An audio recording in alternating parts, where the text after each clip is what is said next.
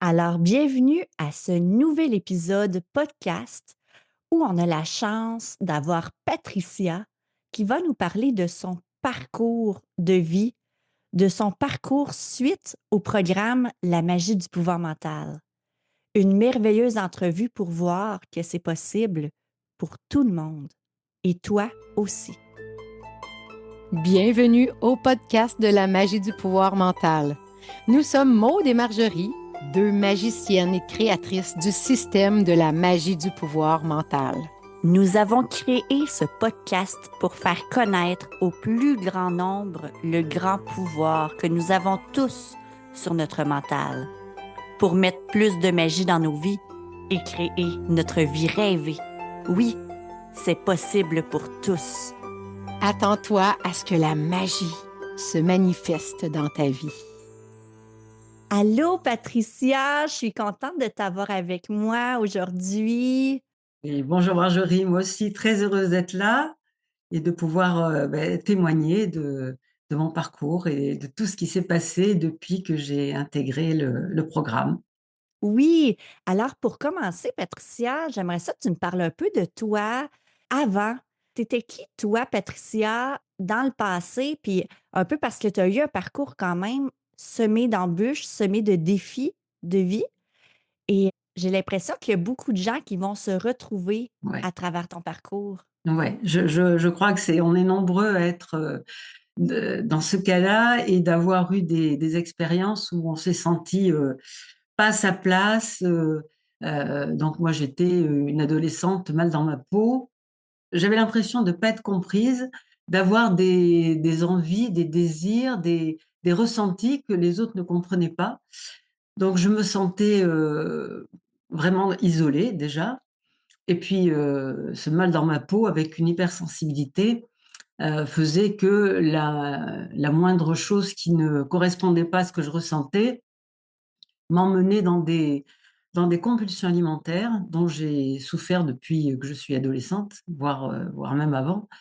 Et donc ça a été un enfer parce que, j'avais un environnement qui était pas du tout, qui me comprenait pas, que ce soit au niveau familial ou que ce soit au niveau des amis d'école ou voilà, je me sentais vraiment isolée et cette solitude et ce manque de sens à ma vie, parce que c'était ça en fait que je recherchais.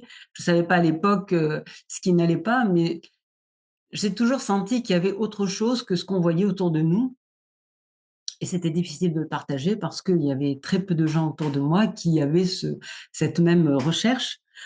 Donc j'ai développé des compulsions alimentaires pour ne plus ressentir ce vide et donc ça m'a poursuivie très, très longtemps. Quand tu dis, Patricia, compulsion alimentaire, qu'est-ce que ça veut dire? Ça veut dire que ce vide intérieur, pour plus le ressentir, eh bien je me mettais à manger. Donc à manger, du chocolat, des gâteaux, jusqu'à ce que cette sensation, terrible de vide et de mal-être disparaisse, soit anesthésiée et ça je pense que c'est le cas quand même maintenant je sais que je n'étais pas la seule, hein, qu'il y a beaucoup de gens, surtout des femmes qui ont eu ce genre d'expérience malheureusement et je suis d'autant plus heureuse de pouvoir témoigner ici parce que c'est un problème dont on a souvent honte, dont on parle rarement, qu'on partage rarement et je me rends compte qu'en fait il y a beaucoup de femmes et de jeunes femmes qui ont ce même problème parce que, aujourd'hui on en parle un petit peu plus et maintenant avec le recul, j'ai compris un certain nombre de choses, mais dans un premier temps pour m'aider donc c'était pas non-stop, mais c'était des crises, qui pouvaient durer 3 semaines, 1 mois, 2 mois, 3 mois, donc dans la solitude et dans la honte. Puis qu'est-ce qui fait que tu avais honte, Patricia, d'avoir des compulsions et de manger? Eh bien parce que comment dire? C'est quelque chose qui n'est pas socialement admis.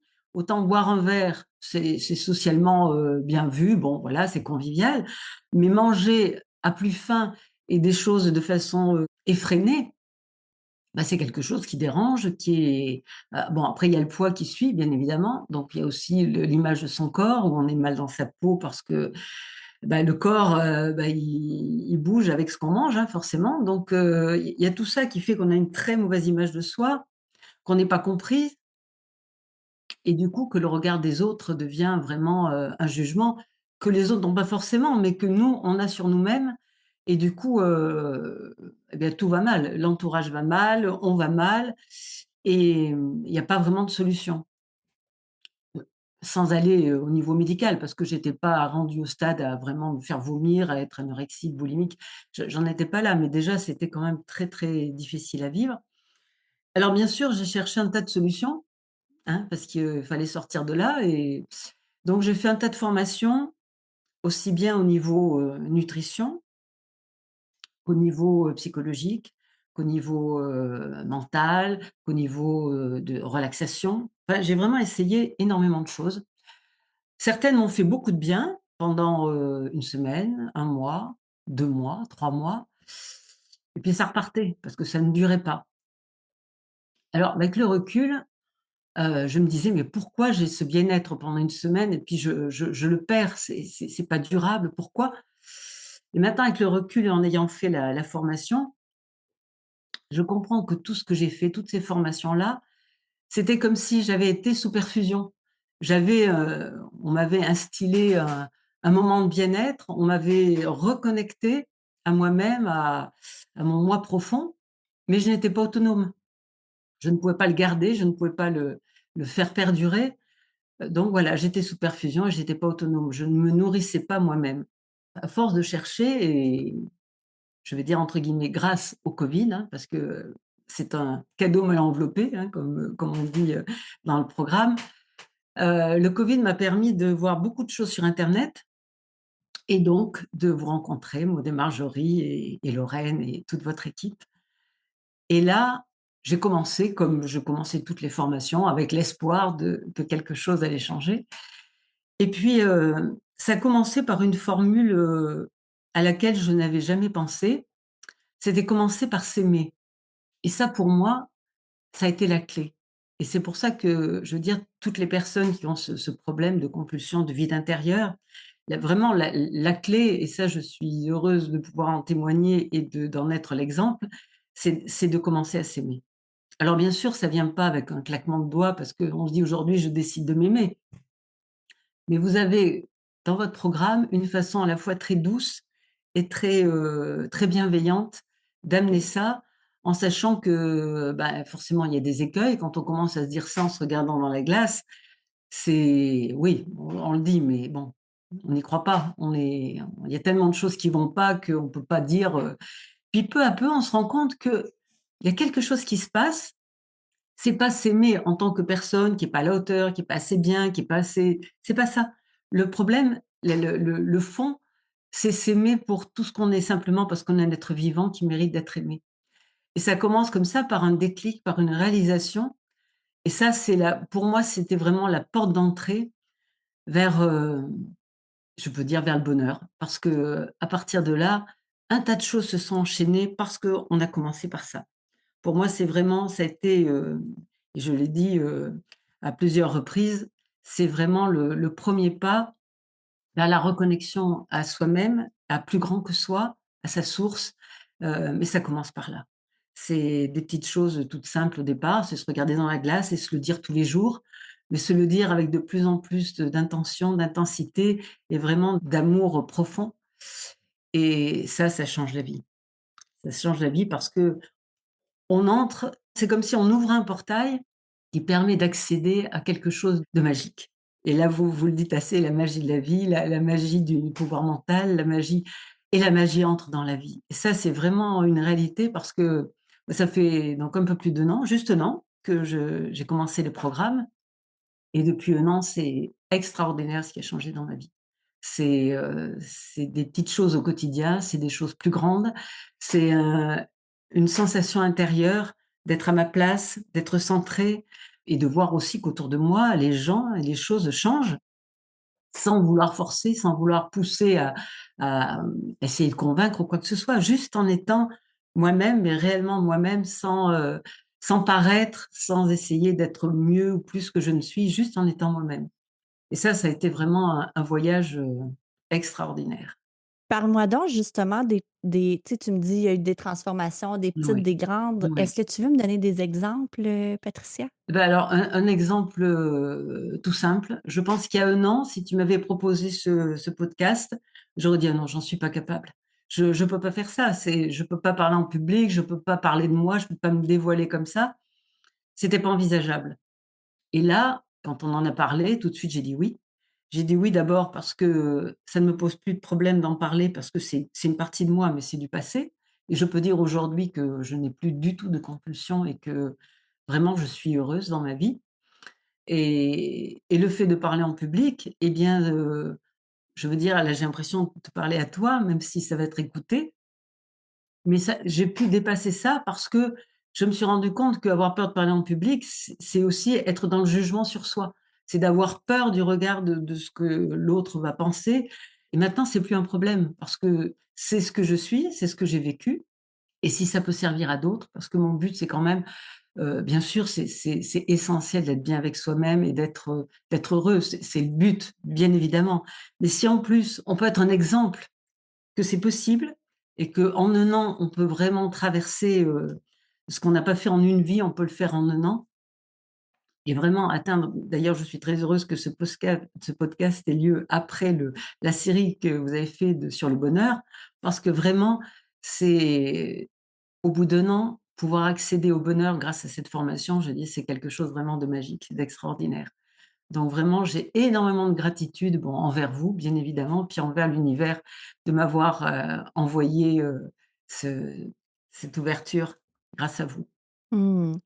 Et quand tu dis que les gens autour de toi ont changé, Oui, parce que je suis dans un environnement où les gens ne sont pas du tout ouverts à ce qui est hors de la matière, pour être, à la base. Donc c'est très difficile. Je me sentais toujours, encore et toujours, celle qui a des idées particulières, qui est un peu perchée, des fois, on a l'impression un peu d'être un extraterrestre. ah bah, complètement, complètement et puis j'ai même des amis que j'aime beaucoup, mais alors qui étaient complètement hermétiques à tout ça et je me rends compte aujourd'hui qu'il y a des ouvertures, que les gens me regardent, différemment. Avant, c'était un petit peu avec, oui, bon, c'est la fille qui est un peu spéciale et maintenant, c'est avec intérêt parce que je pense qu'il y a quelque chose qui émane de moi, qui est plus le même, qui touche. Et bah, il y a quelque chose et je vois même mon environnement très proche. Il y a des choses qui se passent. Alors c'est peut-être au niveau subtil, hein, mais c'est magique. Franchement, il faut le vivre et passer par là pour se rendre compte que les oppositions frontales, il y en a plus, même si des fois c'était pas violent, mais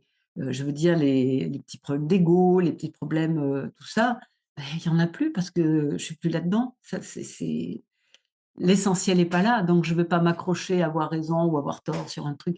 C'est plus important.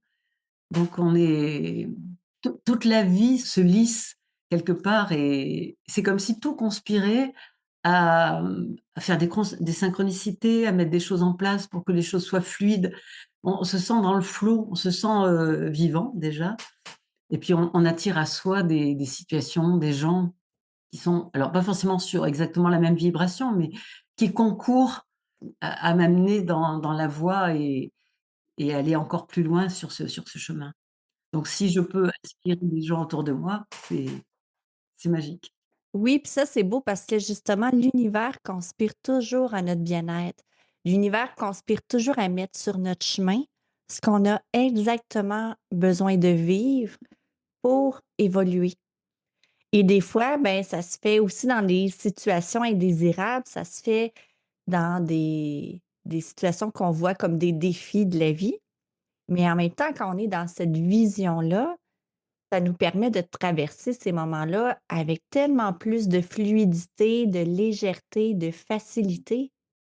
Et de gratitude aussi parce que quand on a appris que ça nous apprend quelque chose, donc c'est pas là pour rien, c'est pas là pour nous punir, c'est pas là pour, c'est juste là pour nous apprendre quelque chose et nous montrer ce qui va pas et bien du coup ça devient plus, un souci, quelque chose où il faut forcer, où il faut ça devient: «OK, j'ai compris la leçon, je vois et je rectifie» et du coup on revient, on se réaligne et les choses se remettre en ordre, que ce soit au niveau, ça peut être dans tous les domaines de la vie, que ce soit la santé, que ce soit, l'état d'esprit, que ce soit les conditions matérielles.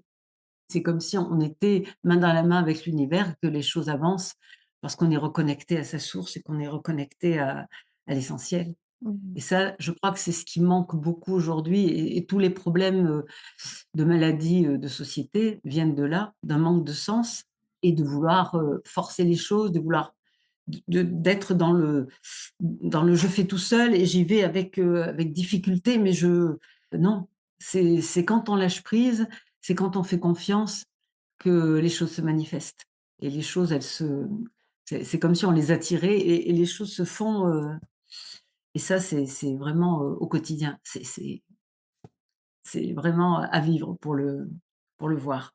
Mmh. Si tu avais un conseil à donner aux gens qui nous écoutent, ta plus grande leçon, ce serait quoi? Ma plus grande leçon, ce serait de tout simplement d'apprendre à s'aimer, d'être bienveillant envers soi-même. Ça, c'est pour moi, ça a vraiment été la première chose, d'arrêter de se taper sur la tête, de se dire qu'on n'est pas assez, de se dire qu'on n'est pas à la hauteur, qu'on n'a pas fait ci, on n'a pas fait ça. Simplement s'accueillir et se pardonner aussi, parce que souvent on s'en veut de pas être ceci ou cela et oui, d'être bienveillant avec soi-même, c'est la première étape. C'est la première étape et vraiment du fond du cœur.